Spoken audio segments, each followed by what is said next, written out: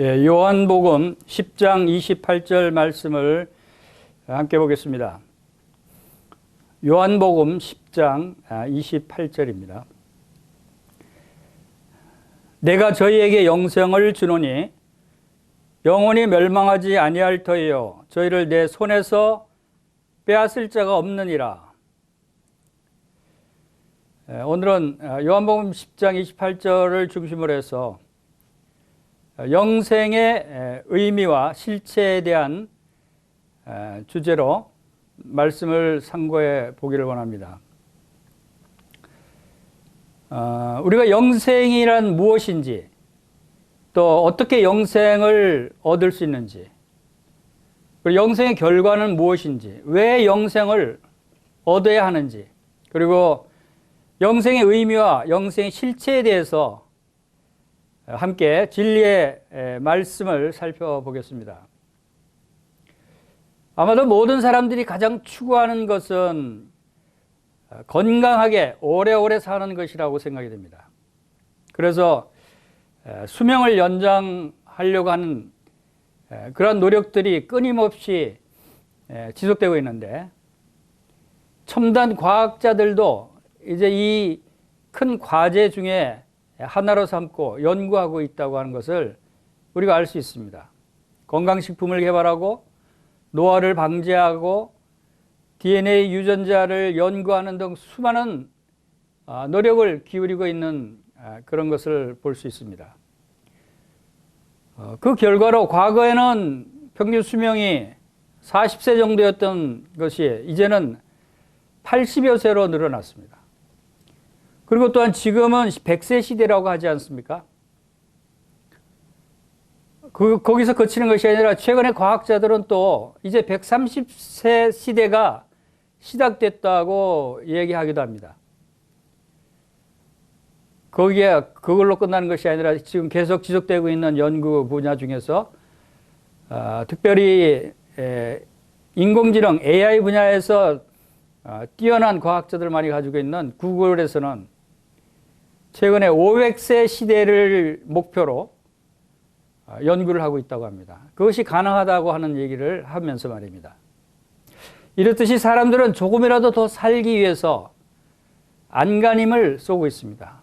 왜냐하면 인간이 가장 싫어하는 것이 죽는 것이기 때문에 아닙니까? 죽지 않고 우리가 영원히 살 수만 있다면 무슨 일이든지 할 그런 것이 사람의 마음입니다. 누구나 마찬가지죠. 그런데 사람이 죽지 않고 영원히 사는 길이 진짜로 있다면 여러분은 어떻게 하시겠습니까? 그런데 여기 성경에 놀라운 말씀이 있지 않습니까? 우리 읽은 본문 요한복음 10장 28절 말씀과 또 한 군데 더 보겠습니다. 요한복음 11장 25절 26절 말씀을 보겠습니다. 예수께서 이르시되 나는 부활이요 생명이니 나를 믿는 자는 죽어도 살겠고 무릇 살아서 나를 믿는 자는 영원히 죽지 아니하리니 이것을 내가 믿느냐? 라고 주님이 말씀하십니다. 여러분이 이 말씀을 믿습니까? 영원히 죽지 않는 영생이 있는데 그것을 여러분도 얻을 수 있다고 한다면 여러분은 어떻게 하시겠습니까? 죽지 않고 영원히 살 수만 있다면 무엇이든지 할 그런 사람들이 왜 예수님께 나와서 영생을 얻으려고 하지 않는가요? 저는 그것이 참 궁금했습니다. 그런데 이 말씀을 묵상하다가 생각난 것이 그들이 바로 이 영생이 뭔지, 영생의 의미와 실체를 알지 못하기 때문에 찾질 않는구나. 이 귀한 보배와 같은 영생을 찾지 않고 왜 예수님께 나오지 않는가 하는 것은 그들이 이것을 이 보석과 같은 이 말씀을 모르기 때문에 그렇다는 것이 생각됐습니다.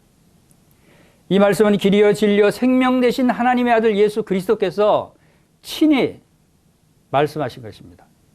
오늘 요한복음 10장 28절 본문 말씀으로 이 영생의 의미가 무엇인지 그리고 그 실체에 대해서 살펴보겠습니다. 요한복음 10장 28절을 다시 한번 보겠습니다. 내가 저에게 영생을 주노니 영원히 멸망하지 아니할 터이요 저희를 내 손에서 빼앗을 자가 없느니라. 주님께서 사랑하는 제자들에게 바로 이 말씀을 하신 것이 아니라 이 말씀은 지금 누구에게 하고 있나 하면 주님을 대적하는 자들에게 하신 말씀입니다. 그리스도께서 이 말씀을 하셨을 때 무리들이 분노하고 있었던 것을 우리가 볼 수 있습니다. 그 본문 말씀 밑에 나오면 유대인들이 다시 돌을 들어 치려 하거너라는 말씀이 있습니다. 지금 유대인들이 예수님을 돌로 쳐서 죽이려고 합니다. 왜 그런지 아십니까?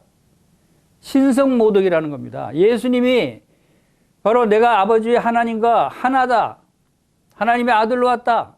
내가 영생을 준다. 영생을 주는 것은 하나님만이 줄 수 있는 영역인데 예수님이 그 얘기를 하니까 유대인들이 신성모독이라고 돌로 치려고 하는 그러한 일이 났습니다. 그들에게 그러한 알지 못하고 예수님을 대적하는 사람들에게 지금 이 말씀을 주셨습니다. 예수님은 그들이 거부한다고 해도 이 영생은 멸망하지 않는 것임을 분명히 하시는 것입니다. 영생을 누구에게 준다고 하십니까? 저희에게라고 말씀하셨어요. 저희에게. 저희가 누구냐면 여기서는 1인칭과 2인칭은 예수님과 유대인이고 3인칭이 저희가 바로 제자들입니다.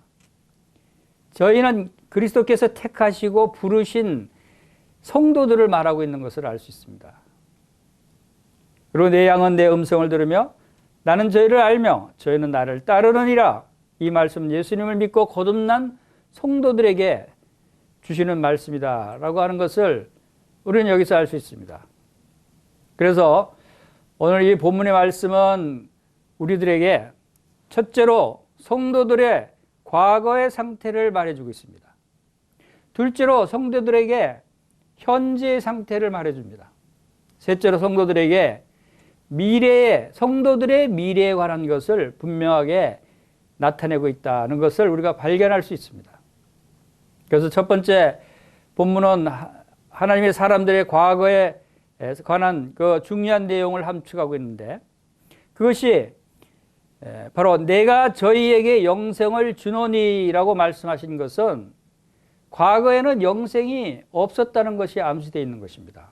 과거에는 영생이 없었는데 내가 영생을 준다라고 말씀하시는 거 아닙니까? 모든 하나님의 백성들은 아담 안에서 범죄했어요. 그 결과로 우리는 심판을 받게 됐습니다. 그런데 예수 그리스도께서 우리를 위해서 죄 사함을 주신 것입니다. 그분은 우리에게 생명을 주셨어요. 우리 자신의 죄에 대한 보응이 하나님 앞에서 영원한 멸망을 받는 것이었는데 주님은 너희가 사함을 받았으므로 심판이 너에게 이르지 아니할 것이라 너희의 죄가 없이 되었고 깨끗하게 되었느니라 라고 말씀하셨습니다. 뿐만 아니라 저는 이 말씀이 심판 그 이상의 것, 즉 이미 사형이 집행되었음을 암시하고 있다고 생각이 됩니다. 우리는 사형 심판을 받았을 뿐 아니라 이미 영적으로도 죽어 있었습니다.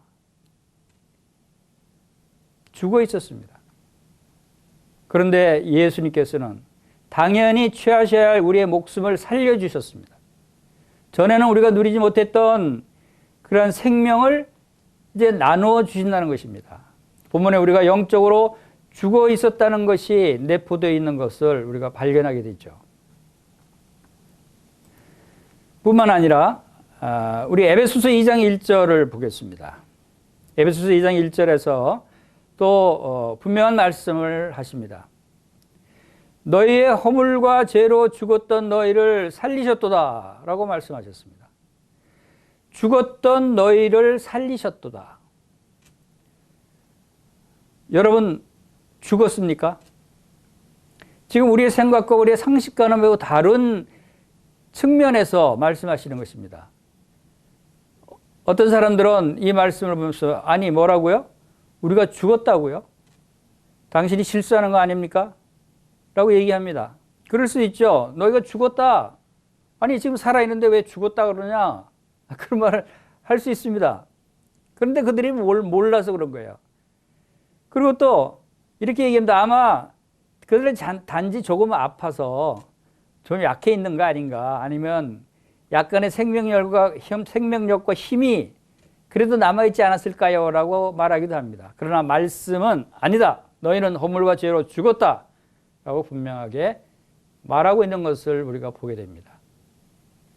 구원의 역사는 병든 자를 고치는 것뿐 아니라 죽은 자를 무덤에서 실제로 살아나게 하는 것입니다. 이것이 구원의 역사입니다. 현재 하나님을 향해서 살아있는 모든 성도들도 한때는 다른 사람들과 같이 죽었습니다. 다른 사람들과 같이 똑같이 타락했습니다. 범죄했어요. 그 죄로 말미암아 공의로우신 하나님 앞에 죄인들이었습니다. 로마서 3장 12절에 이렇게 기록되어 있죠. 선을 행하는 자도 없나니 하나도 없도다. 이 세상 모든 사람이 죄를 범하였으며 하나님의 영광에 이르지 못하더니, 로마서 3장 23절에 말씀하십니다. 우리가 죄 아래에 있을 때 그때 예수 그리스도께서 세상에 오셔서 생명을 잃었으며 영적인 생명이 없었던 우리에게 이 놀라운 생명과 영생을 주셨습니다. 여러분, 기적 중에서도 가장 큰 기적은 영혼의 구원입니다. 사람이 영혼을 스스로 구원할 수 있다면 하나님께서 구원하지 않았을 것입니다. 오히려 그렇게 하도록 사람에게 맡겨뒀을 것입니다.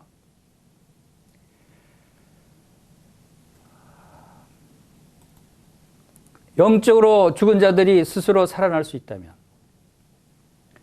예수 그리스도께서 사람들을 위해서 목숨을 주시려고 오시지 않으셨을 것입니다.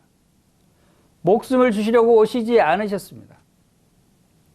저는 그리스도께서 보좌를 떠나 이 땅에 오시지 않으셨다면 우리가 천국에 들어갈 소망이 없었을 것이라고 믿습니다. 왜냐하면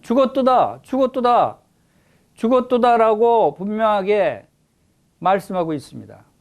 우리는 부분적으로 죽은 것이 아닙니다. 완전히 죽었던 자들입니다. 이것은 육체의 죽음과 영적인 죽음, 그리고 영적 죽음과 영적 생명의 차이점이 무언가를 우리가 분명하게 알 필요가 있어요. 성경에서 죽음이라는 단어의 뜻은 사람들이 알고 있는 죽음의 뜻과 좀 다릅니다. 사람들은 죽으면 모두 끝이라고 생각하고 그 존재가 사라졌다고 생각합니다. 그러나 그 존재가 사라졌습니까? 그렇지 않습니다. 여러분도 사라지지 않았어요. 그러나 그는 단지 사는 것이 멈추어져 있었던 것입니다. 이것이 성경이 말하는 죽음입니다. 죽음은 실제적으로 어떤 사람이 살아있는 존재가 그 구성 요소들로부터 분해되는 것입니다. 분리되는 것이 죽음입니다.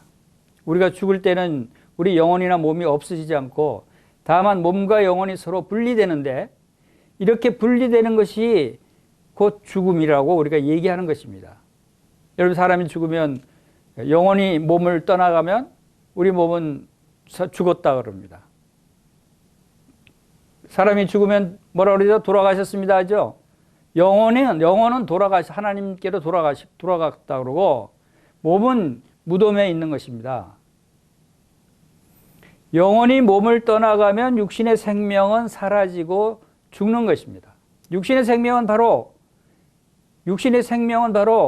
영혼입니다. 영혼이 육신의 생명입니다. 근데 그 영혼이 육신을 떠나면 죽었다고 얘기하는 것입니다. 영혼이 없는 육신은 우리가 시체라고 얘기를 합니다. 영혼이 죽을 때는 그런데 영혼이 죽을 때는, 육신이 죽을 때는 그렇지만 영혼이 죽는다고 하는 것은 하나님과 분리됐다고 하는 것을 말하고 있는 것입니다. 육신이 죽었다고 하는 것은 영혼과 육신이 분리된 것이고, 영혼이 죽었다고 얘기하는 것은 하나님과 내 영혼이 분리됐다고 하는 것입니다. 왜냐하면 하나님의 영과의 연합이 곧 영혼의 참된 생명이기 때문이에요.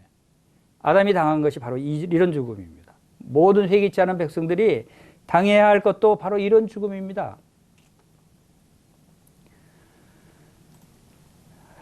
지금 모든 죄인들이 처해 있는 형편이 바로 이런 죽음의 상태라는 것을 우리가 알 수가 있습니다. 왜냐하면 믿지 아니하는 자는 영생을 보지 못하고 도리어 하나님의 진노가 그 위에 머물러 있기 때문입니다.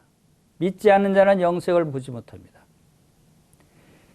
믿지 아니하는 자는 하나님과 그 영혼이 분리되어 있기 때문에 영생이 없다고 얘기하는 것입니다. 그래서 에베소서 2장 1절에서 너희의 허물과 죄로 죽었던 너희를 살리셨도다 라고 말씀하셨습니다. 죽어있던 우리를 살리셨다고 하는 것은 우리의 영혼을 하나님과 다시 하나로 연합되게 하셨다는 것입니다.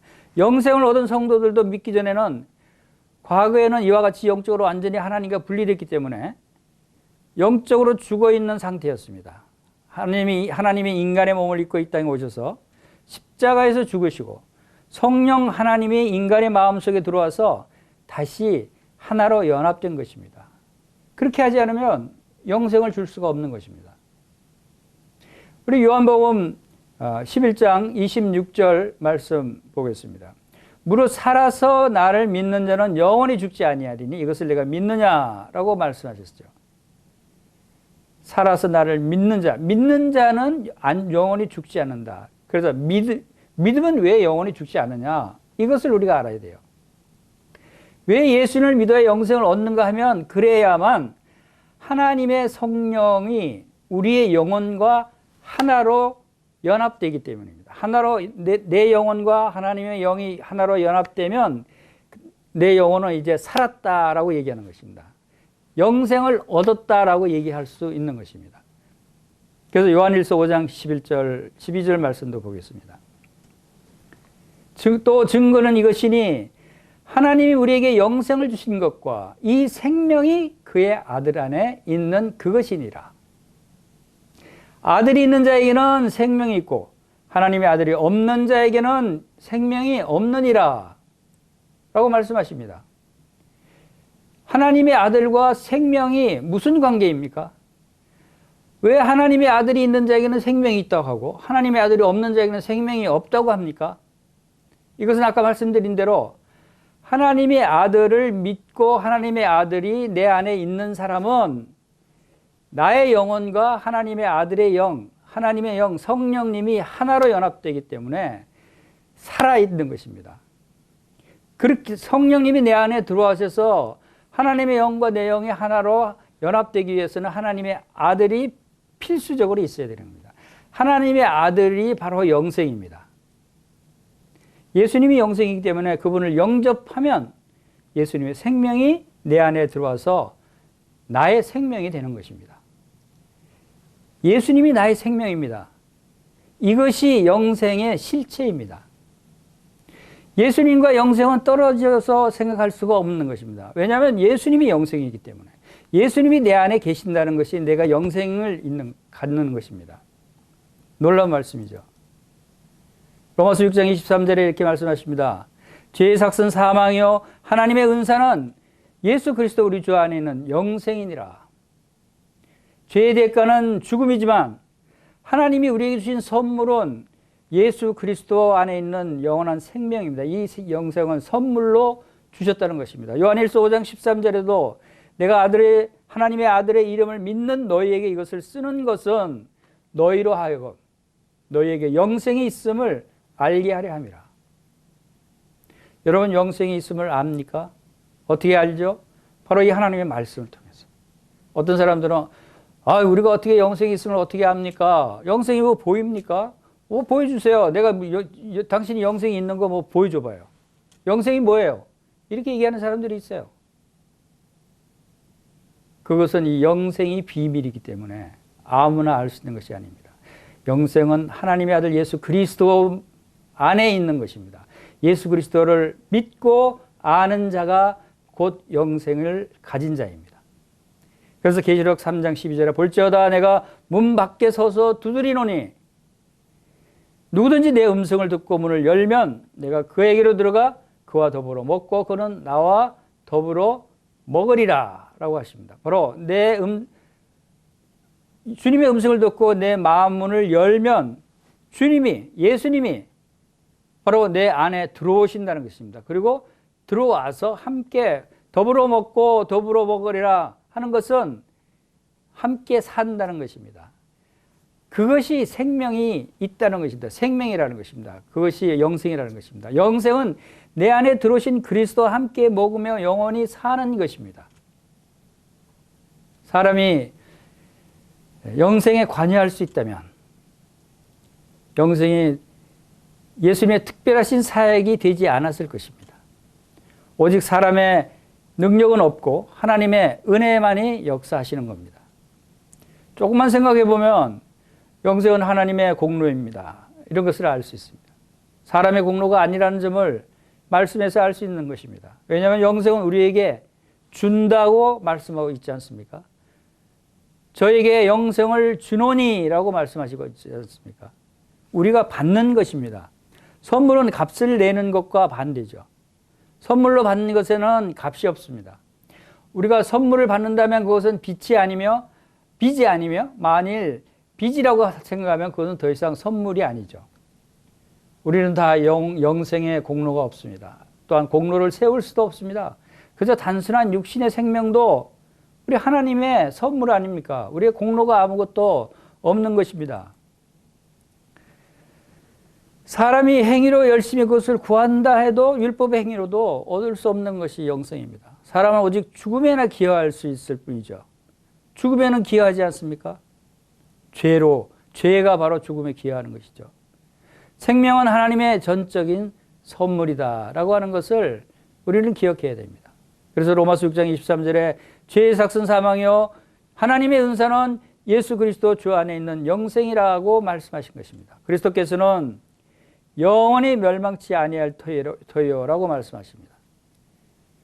요한복음 10장 28절에 영원히 멸망치 아니할 터이요. 얼마나 놀라운 말씀입니까? 이것은 주님께로부터 오는 은혜라는 것입니다. 만약에 은혜가 없다면 우리는 주님을 부인하는 배교의 위험 아래 놓이게 될 수 있습니다. 아마 지금도 배교의 위험에 대한 두려움을 갖고 있는 사람도 있을 것입니다. 그러나 우리는 하나님의 약속의 말씀이 있습니다. 왜냐하면 우리가 믿음으로 그리스도 안에 있다면 그리스도께서 약속하신 저희가 멸망치 아니할 터이요 라는 말씀에서 우리는 우리의 아주 안전한 영원토록 보장을 받고 있는 것입니다. 영원히 멸망치 아니할 터이요 라고 하셨습니다. 이것은 또한 사람들은 그들 그리스도의 손에서 빼앗으려고 하는 많은 원수들이 있다고 하는 것을 알 수 있습니다. 우리의 영생을 빼앗으려고 하는 사람들이 있어요. 우리의 영생을 빼앗으려고 하는 악의 세력들이 있다는 것입니다. 그래서 주님이 이렇게 말씀하시는 것입니다. 성도들은 과거에 사탄의 손아귀에 있지 않았습니까? 한때 사탄의 종노를 했습니다. 그러나 이제는 그리스도의 손 아래 안전하게 보호를 받고 있습니다. 이것이 놀라운 말씀입니다. 이제 두 번째 보겠습니다.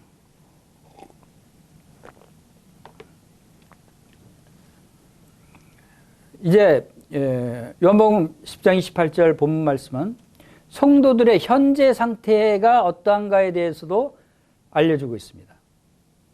첫 번째 문장을 살펴보겠습니다. 이는 받을 선물에 대해서 말하고 있습니다. 내가 너에게 영생을 주노니 라고 하셨습니다. 그렇죠? 무엇보다도 첫 번째 선물은 생명입니다. 여러분들이 생명과 존재를 혼동한다면 하나님의 말씀에 대해 잘 이해하지 못할 수 있습니다. 왜냐하면 이 두 개는 전혀 다른 별개의 것이기 때문입니다. 모든 사람이 다 영원히 존재합니다. 모든 사람이 다 구원받은 사람만 존재하고 구원받지 않은 사람은 죽어 없어지는 것이 아닙니다. 모든 사람들이 다 영원히 존재하고 있습니다. 죽어서 몸은 흙 속으로 묻히지만 그 영혼은 하나님의 부르심을 받고 음부에 내려갑니다. 또 영원토록 불못에서 고통을 당합니다. 영원히 존재하고 있습니다. 그 중에 많은 사람들이 바로 이러한 죽음에 처해 있게 되는 것입니다. 생명은 존재하는 것과 다르다고 하는 사실을 우리가 알아야 됩니다. 생명. 살아있다라고 하는 것이 다 생명이 있다고 하는 것이 아닙니다. 지금 믿지 않는 사람들은 육적으로는 살아있다고 하지만 영적으로는 죽은 자라고 그랬습니다. 그렇지만 존재는 죽은 자지만 존재는 계속 영원히 존재는 합니다. 사라지지 않습니다. 그러나 그들은 생명이 없다고 얘기합니다. 생명은 많은 것을 포함하고 있습니다. 예를 들면 돌과 나무의 차이를 생각해 봅시다. 나무는 식물적인 생명이 있습니다. 동물과 식물의 차이를 여러분들은 알고 있습니다. 식물은 식물로서의 생명이 있지만 우리가 산 생물에 대해서 말할 때는 그 의미에서 전혀 생명이 없다고 볼 수 있습니다. 식물은 동물의 생명에 속한 감각을 가지고 있지 않죠. 또한 좀 더 다른 고상한 차원, 즉 정신적인 생명에서 본다면 동물은 생명이 없다고 할 수 있습니다. 동물은 수학자의 복잡한 계산을 할 수 없죠. 그리고 시적인 어떤 고상함에 몰두할 수도 없습니다. 동물은 지적인 생명과는 아무 관련이 없죠. 그러므로 정신적인 생명에 관한 한 동물은 죽은 상태라고 할 수 있습니다. 그런데 정신적인 생명보다 더 고차원적인 생명이 있습니다. 이는 아마 플라톤이나 아리스토텔레스 같은 철학자들도 알지 못했지만 오직 하나님의 자녀들만이 알 수 있는 이 고차원의 생명이 있습니다. 이것은 사람들에게 육적으로 속한 것이 아니라 그리스도로 말미암아 얻어지는 전혀 새로운 형태의 생명인데 영적인 생명이라고 불리는 생명입니다. 영적인 생명이라고 불립니다. 첫사람 아담은 산 영으로 지음을 받았지만 그 후손들도 모두 그와 같이 지음을 받았습니다. 마지막 아담은 살려주는 영이 되었습니다. 우리는 마지막 아담과 같이 되기 전에는 영적인 생명에 대해서 전혀 몰랐습니다. 우리는 이 몸은 원래 육적인 생명에 적합한 것입니다. 고린도전서 15장 44절에 육의 몸으로 심고 신령한 몸으로 다시 살아나니 육의 몸이 있은 적도 영의 몸도 있느니라 라고 말씀하십니다. 육의 몸, 이것은 natural body라고 하는 영어 단어죠. 그리고 신령한 몸이 있습니다. spiritual body. 그리고 다시 산다고 우리에게 말하고 있습니다. 즉 육의 몸이 있고 또한 신령한 몸이 있는 것입니다. 정신적인 존재자인 모든 사람들에게 속해 있는 낮은 차원의 생명에 적합한 몸이 있고 영적인 생명을 받은 사람들에게 속하게 될 그러한 몸이 있다는 것입니다. 이것은 천국에서 온전케 된 영들이 거하는 집이라고 하는 그 몸 안에 거하는 것입니다. 예수 그리스도께서 백성들에게 주시는 바로 생명이 이 영적인 생명입니다. 그렇기 때문에 그것은 신비로운 것입니다. 그래서 요한복음 3장 8절에 바람이 임의로 불매 내가 그 소리를 들어도 어디서 와서 어디로 가는지 알지 못하나니 성령으로 난 사람도 다 그러하니라 라고 말씀하고 있습니다. 신비스러운 것입니다. 보이지 않지만 어디서 와서 어디로 가는지 알지 못하지만 성령이 난 사람도 그와 같다는 것입니다. 정신적인 생명을 가진 사람들이 말이나 개에게 그 생명이 어떤 것인지 설명할 수 없습니다. 마찬가지로 영적인 생명을 소유한 사람들도 그것이 없는 사람들에게 어떤 것이라고 설명하지 못합니다. 그것이 어떤 역사를 일으키며 그 영향이 뭔지 그들에게 말해줄 수는 있지만 그 하늘의 광채의 생명, 그 빛의 생명이 어떤 것인지는 우리도 알지 못합니다. 빛이 있으라 하시며 빛이 있게 하셨던 그 하나님께서 예수 그리스도의 얼굴에 있는 하나님의 영광을 아는 빛을 우리 마음에 비추셨다고 하는데 그 빛을 우리가 알지 못합니다. 그러나 우리 마음에 비추셨어요. 이 보배를 우리 질그릇에 가졌다고 말씀하십니다. 하나님의 영광의 광채의 빛이 우리 속에 들어와서 바로 이 영생의 빛으로 예수 그리스도로 우리에게 들어오신 것입니다. 예수 그리스도가 우리들에게 주시는 이 생명은 영적인 생명일 뿐 아니라 또한 하나님의 생명입니다. 이 생명은 하나님의 생명과 같은 영원한 것이라고 하는 것입니다. 우리 베드로후서 1장 4절에서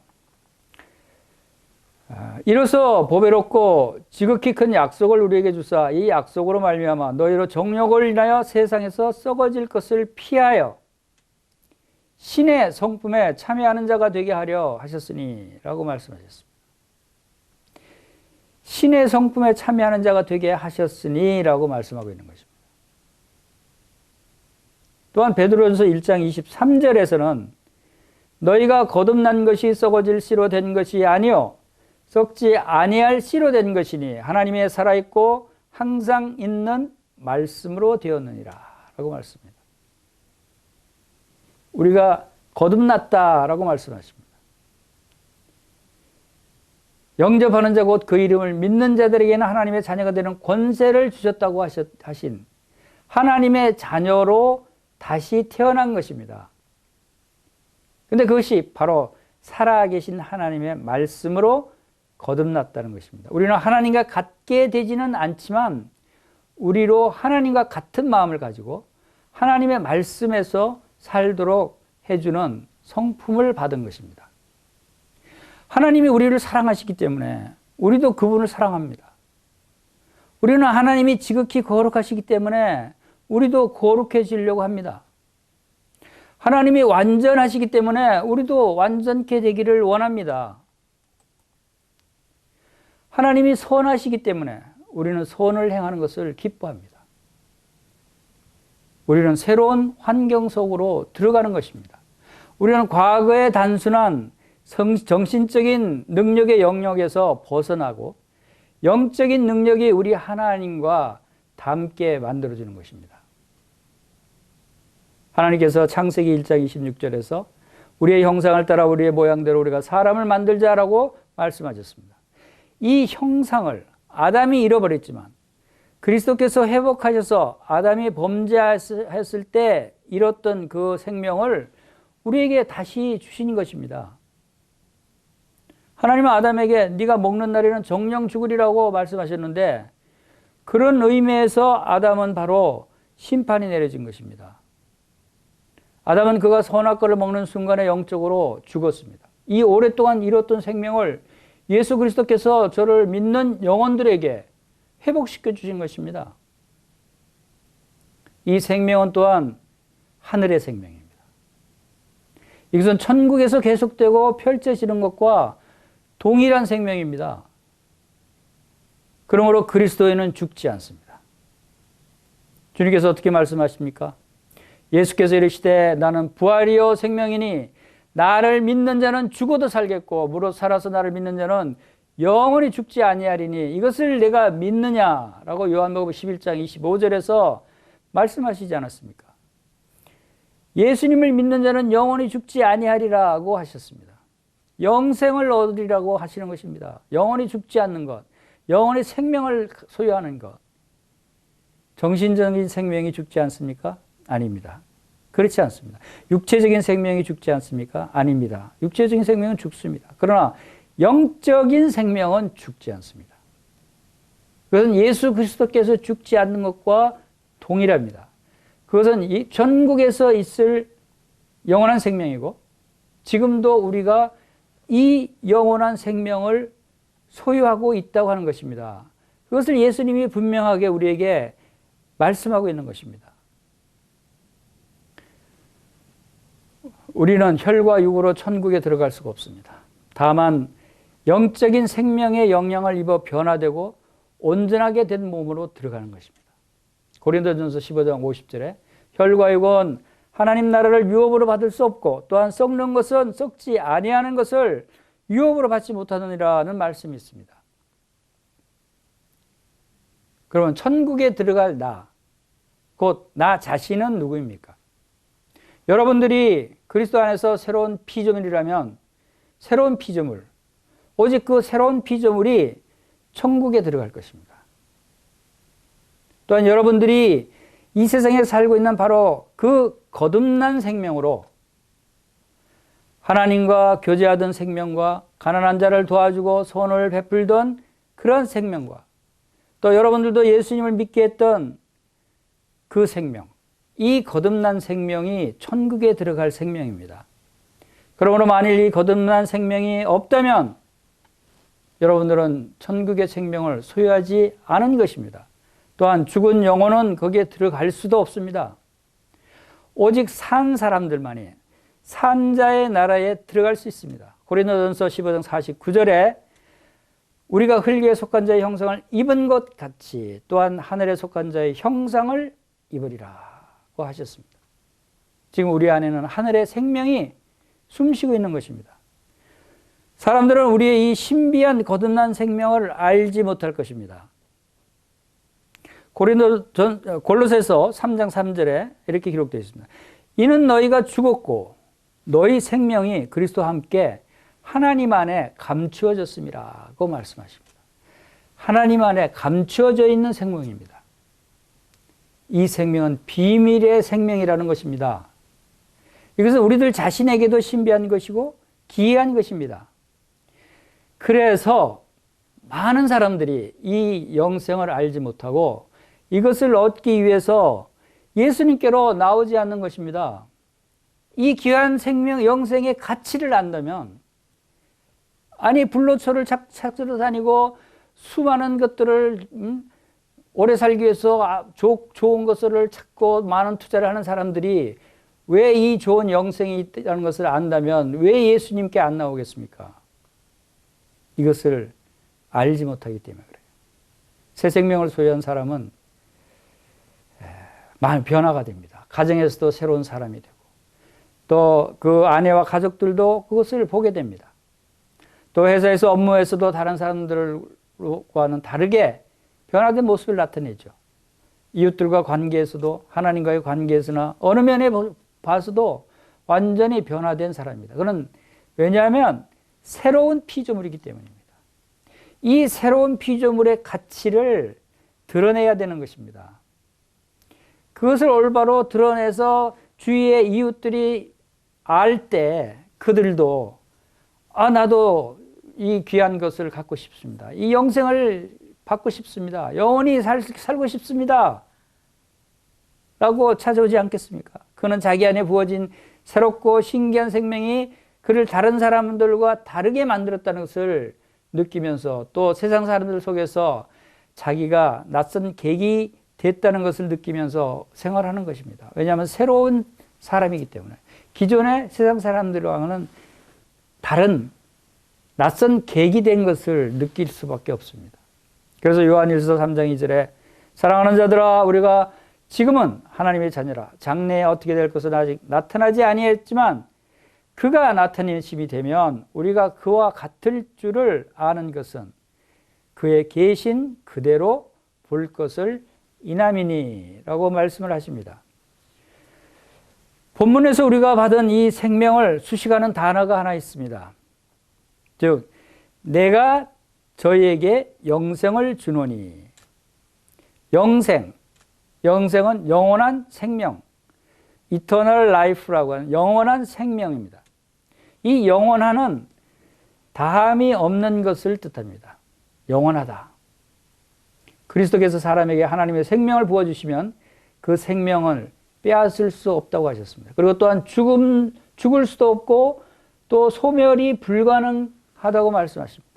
여러분들이 오늘 하나님의 자녀이더라도 다음 주에 마귀의 자식이 될 수도 있다고 어떤 사람이 말하는 것을 듣는다면 여러분 그러면 이 영원한이라는 단어가 뜻이 뭡니까? 단지 일주일 정도 기간을 의미하는 것이 영원한이라는 단어입니까? 아니지 않습니까? 영원한이라는 단어는 사전에 찾아봐도 또 성령님의 생각에 의한데도 다함이 없는 끝이 없는 것을 뜻하는 것이 아닙니까? 그렇기 때문에 만일 어떤 사람이 전에는 영적인 생명이 있었는데 지금은 없어 라고 말한다면 이는 그가 잘못 생각했거나 아니면 그 영생을 소유한 적이 전혀 없는 사람이 분명할 것입니다. 만일에 예수님이 이렇게 얘기했다고 가정을 합시다. 내가 저에게 7년 동안 지속되는 생명을 주노라. 그러나 이 생명은 시험을 받아 소멸되거나 사라질 수도 있느니라 라고 말씀하셨다면 저는 사람이 자기가 은혜에서 떨어졌다 라고 얘기하는 것도 이해가 된다고 생각이 됩니다.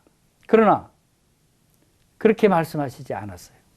영생, 영원한 생명이라고 7년 동안이라고 말씀하지 않고 7일이라고 말씀하지 않고 1000년이라고 말씀하지 않고 영생이라고 말씀하셨습니다. 그것은 정령 영원한 것입니다. 영생은 끝이 없이 지속되는 것입니다. 우리는 영혼의 존재가 영원히 지속된다는 것을 믿고 있습니다. 이 영원성이 불의한 자들에게는 조금 더 은총이 되지 않을 것입니다. 왠지 아십니까? 모든 사람이 영원히 존재한다고 했습니다. 그런데 죄인들은 영원한 심판을 앞두고 있는 사람들에게는 이 영원성이 오히려 그들에게 두려운 것입니다.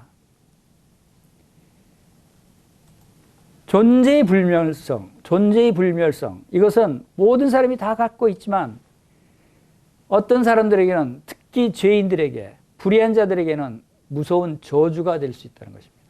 영원히 존재한다는 것 자체가, 영원한 생명을 얻지 않았다면 나머지 영원히 존재하는 사람들은 그 영원한 기간이 무서운 저주의 기간입니다. 즉 죄인이 영원한 그들의 불멸의 존재에서 벗어날 수 있다면 크게 기뻐할 것입니다. 그 죄인들은 그 불멸의 존재, 영원히 죽지 않고 존재하는 데서 벗어날 수 있다면 좋아하겠죠. 왜냐하면 영원히 고통을 당하지 않기 때문에. 영원히 불멸 속에서 고통 가운데서 빠져나올 수 있기 때문에. 그런데 오직 그리스도께서는 이 존재보다 무한히 높고 영원하고 거룩한 또 행복한 생명을 우리에게 주신다고 하신 것입니다.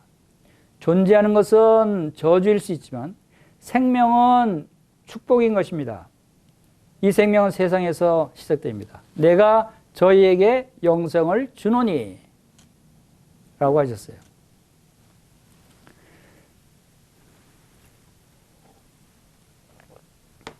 줄 것이니 라고 하는 미래형이 아니고 주노니 하는 것은 현재형입니다. 저희가 죽을 때 줄 것이니가 아니고 저희에게 지금 영생을 주노니 라고 하는 것입니다. 그러므로 여러분들은 지금 영생을 가졌거나 지금 여전히 사망 가운데 있거나 둘 중에 하나인 것입니다. 여러분들이 영생을 받지 않았다면 허물과 죄로 죽었습니다. 그 최후의 운명은 비참할 것입니다.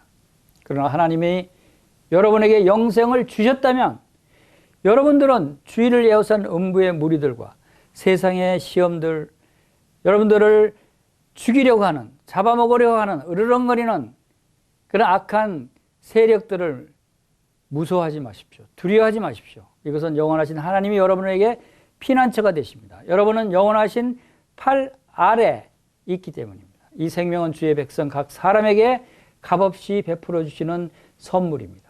또한 오직 예수께서 베푸시는 것입니다. 이것을 믿으시기 바랍니다. 이제 두 번째 주제로 넘어가겠습니다. 이것은 이제 본문에는 보존하여 지키심이 약속되어 있습니다. 지키심, 보존하고 지키신다. 요한복음 10장 28절에서 영원히 멸망치 아니할 터이요 또 저희를 내 손에서 빼앗을 자가 없느니라 라고 하는 말씀, 얼마나 참 우리를 안전하게 지키시는 말씀입니까? 영원히 멸망치 아니할 터이요 라고 말하고 있죠. 지금 우리가 보고 있는 본문은 그리스도의 양이 멸망하는 것에 대해서 내용은 전혀 없어요. 영원히 멸망하지 아니할 터이요의 단어 하나씩 살펴보면 그들의 생각이나 그들의 경험은 없어질 수도 있지만 그들은 멸망하지 않을 것입니다. 여러분들이 수많은 것을 잃어버릴 수가 있다는 것을 생각할 수 있습니다. 그러나 이것은 마치 풍랑을 맞는 배가 좌초하지 않을 것이다 라고 하는 약속이 아닙니다. 그 안에 있는 승객들이 해안에 안전히 도착할 것이다 라고 하는 약속인 것입니다.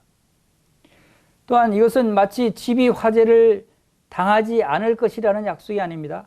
그 안에 있는 사람들이 안전하게 살아서 빠져나갈 것이라는 보증인 것입니다. 영원히 멸망하지 않을 터예요. 멸망하지 않을 거라는 것입니다.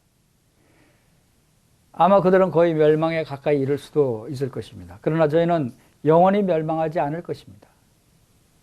그들 안에 있는 생명은 결코 굶주려 죽거나 매맞아 죽거나 쫓겨나지 않을 것입니다. 여러분이 만일 빵 안에, 빵에 누룩이 있죠. 누룩을 넣었다면 여러분 그 누룩을 도로 꺼낼 수 있습니까? 누룩이 빵 안에 들어갔으면 그 누룩만 도로 꺼낼 수가 없죠. 끓이거나 튀기거나 굽거나 여러분들이 하고 싶은 대로 할 수 있지만 여전히 그 안에는 누룩이 있습니다. 결코 뽑아낼 수가 없습니다. 이와 같이 하나님의 생명도 사람 안에 한번 들어가면 누구도 그것을 제거할 수가 없습니다.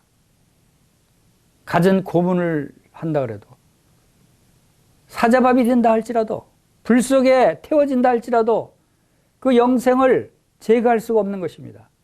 그 사람은 영원히 멸망치 아니할 것입니다.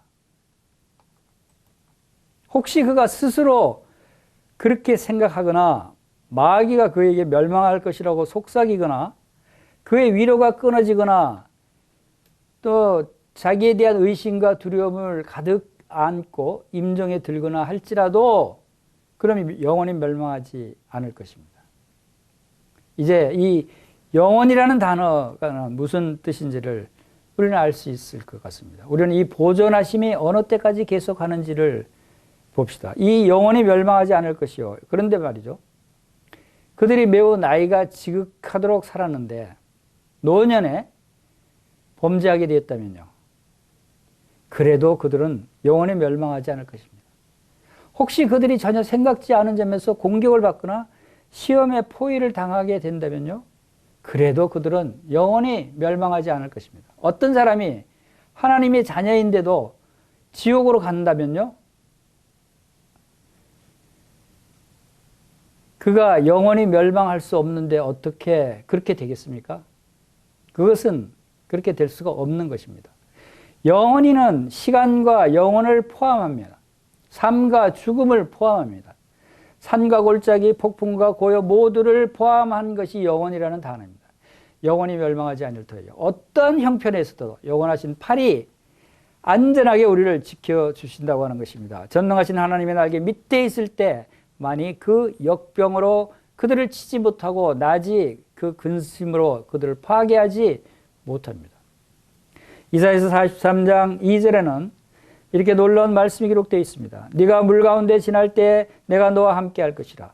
강을 건널 때 물이 너를 침몰하지 못할 것이며 네가 불 가운데 지날 때에도 타지도 아니할 것이요 불꽃이 너를 사르지도 못하리니 라고 말씀하셨습니다. 얼마나 놀라운 말씀입니까?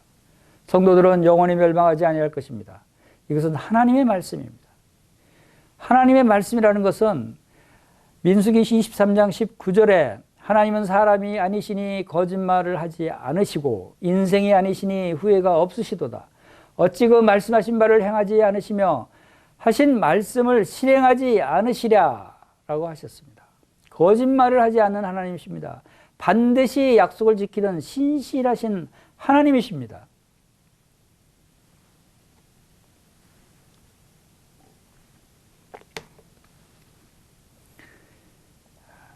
다음으로 세 번째 문장에서 보면 성도의 위치가 보장되어 있습니다. 또 저희를 내 손에서 그리스도의 손 안에 있는 것은 그것은 영광의 자리라고 할 수 있습니다. 우리는 그리스도께서 그 손에 끼고 있는 반지와 같습니다. 그것은 사랑의 자리입니다. 이사야서 49장 16절에 내가 너를 손바닥에 새겼고 너의 성벽이 항상 내 앞에 있나니 그것은 권능의 자리입니다. 예수님의 오른손이 그 백성들을 두르고 있습니다. 그것은 소유의 자리입니다. 예수님께서 그 백성들을 소유하고 계십니다. 모든 성도가 그 수중에 있으며 그것은 통치의 자리인 것입니다. 우리는 예수님께 달려있고 예수님이 임의로 우리를 다스리십니다. 그것은 또한 인도와 보호의 자리입니다. 양은 목자의 손에 있다고 말할 수 있듯이 우리도 그리스도의 손 안에 있는 것입니다. 본문에서는 우리는 그리스도의 손에서 빼앗으려는 사람이 있다는 것을 알 수 있습니다. 할 수만 있다면 거짓된 교훈을 가지고 택함받은 자들을 미혹하려는 자들이 있죠. 하나님의 성도들을 위협하고 환난 날에 그들로 배교하도록 만드는 압제자들이 있습니다. 우리를 멸망으로 이끌고 가려는 교활한 유혹자들이 있습니다. 다음으로 우리의 마음도 그렇습니다. 우리를 그리스도의 손에서 빼앗으려고 하죠. 현재 있는 것이나 장차 있을 것이나 어떠한 것이라도 우리를 그리스도의 손에서 빼앗을 수 없다고 말씀하십니다. 정사와 권세와 여호와한 세력이라도 할 수 없을 것입니다. 저희를 내 손에서 빼앗을 자가 없느니라 라고 하신 것입니다. 우리 로마서 8장 37절 39절 말씀에도 그러나 이 모든 일에 우리를 사랑하시는 이로 말미암아 우리가 넉넉히 이기느니라. 내가 확신하노니 사망이나 생명이나 천사들이나 권세자들이나 현재일이나 장래일이나 능력이나 높음이나 깊음이나 다른 어떤 피조물이라도 우리를 우리 주 그리스도 예수 안에 있는 하나님의 사랑에서 끊을 수 없으리라. 놀라운 말씀 아닙니까? 우리를 빼앗으려는 자들은 때때로 우리의 가장 난적이 되는 사람들을 뜻할 뿐 아니라 타락한 천사들을, 악한 세력들을 의미하는 것입니다. 그러나 아무 것이라도, 어떤 것이라도 우리를 그리스도의 손에서 빼앗을 수 없습니다. 어떤 음모를 꾸미더라도 우리가 그리스도의 사랑받는 자요 그리스도의 소유이고 그의 사랑하는 아들들이며 그의 지키는 자녀인 것을 방해할 자가 도무지 없을 것입니다. 이게 얼마나 복된 약속의 말씀입니까?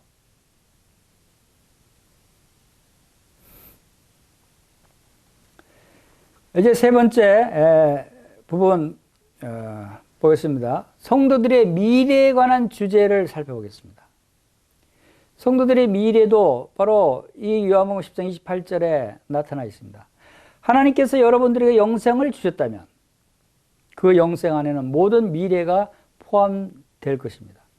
세상의 나라와 왕국들이 멸망한다 해도 여러분들의 영적인 존재는 번영할 것입니다. 이 세계의 심장이 싸늘해지고 큰 바다의 맥박이 멈추고 태양같이 밝은 눈이 노새로 어두워질 때에도 여러분의 생명은 살 것입니다.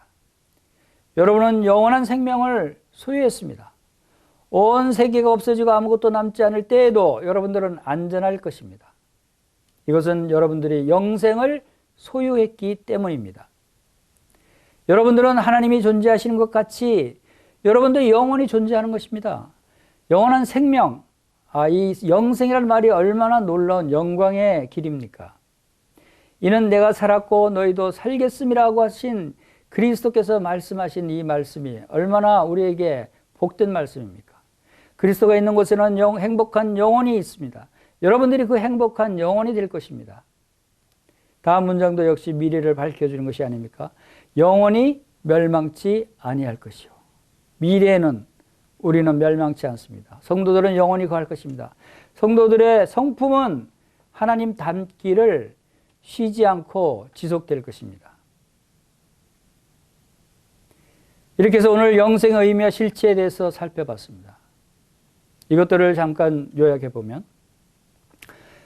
본문 말씀에 요한복음 10장 28절 본문 말씀을 보겠습니다. 내가 저에게 영생을 주노니 영원히 멸망하지 아니할 터이요 저희를 내 손에서 빼앗을 자가 없느니라고 하셨습니다. 첫째, 영생이란 무엇입니까? 영생은 영원히 복된 삶을 사는 생명입니다. 바로 예수 그리스도가 우리의 영생이라고 했습니다. 둘째로 어떻게 영생을 얻습니까? 예수 그리스도를 영접함으로 곧 그 이름을 믿음으로 영생을 얻게 되는 것입니다. 셋째로 영생의 결과는 무엇입니까? 그것은 영원히 하나님의 나라에서 그리스도와 함께 영원토록 영생, 복락을 누리며 사는 것입니다. 네 번째로 왜 영생을 얻어야 합니까? 그것은 영생을 얻지 못하면 그 영혼이 죄의 대가로 사망의 상태로 영원토록 불못에서 고통 가운데 살아야 하기 때문입니다. 다섯 번째로 성도들의 과거에는 어땠습니까? 그 영혼이 죽어 있어서 영원한 사망 상태에 있었습니다. 영적으로 하나님과 분리되어 있었던 것입니다. 여섯 번째로 성도들은 현재에는 어떤 상태입니까? 그것은 예수 그리스도를 믿음으로 죄사함을 받아서 생명 되시는 그리스도 안에 거함으로 영생을 얻은 자가 되었습니다. 그리스도가 바로 영생입니다. 일곱 번째로 성도들의 미래는 어떠한 것입니까? 그것은 영원히 멸망치 않을 것입니다. 성도들이 소유한 이 영생은 아무도 어떠한 경우에도 빼앗을 수 없는 영원토록 안전한 생명입니다. 하늘에서 하나님과 그리스도와 성령님과 함께 영생 복락을 누리게 될 것입니다. 마지막으로 영생의 실체는 무엇입니까? 여러분, 영생의 실체가 뭐라고 그랬습니까? 바로 영생의 실체는 예수 그리스도이십니다. 우리의 영생은 그리스도 안에서 하나님 안에 감추어져 있는 생명이라고 말씀하셨습니다. 죽지 않고 영원히 살 수만 있다면 무슨 일이든지 할 수 있는 그런 사람들이 왜 예수님께 나와서 영생을 얻으려고 하지 않을까요? 그것은 단지 그들이 아직 이 영생의 의미와 실체를 알지 못하기 때문입니다. 예수님이 요한복음 11장 25절에서 26절에서 예수께서 이르시되 나는 부활이요 생명이니 나를 믿는 자는 죽어도 살겠고 무릇 살아서 나를 믿는 자는 영원히 죽지 아니하리니 이것을 네가 믿느냐? 라고 하셨어요. 이것은 길이요 진리요 생명이신 하나님의 아들 예수 그리스도를 믿는 것이 영생을 얻는 것이라는 것입니다. 영생의 실체는 예수 그리스도입니다. 이러한 영생의 보물 창고를 여는 열쇠가 바로 예수 그리스도이십니다.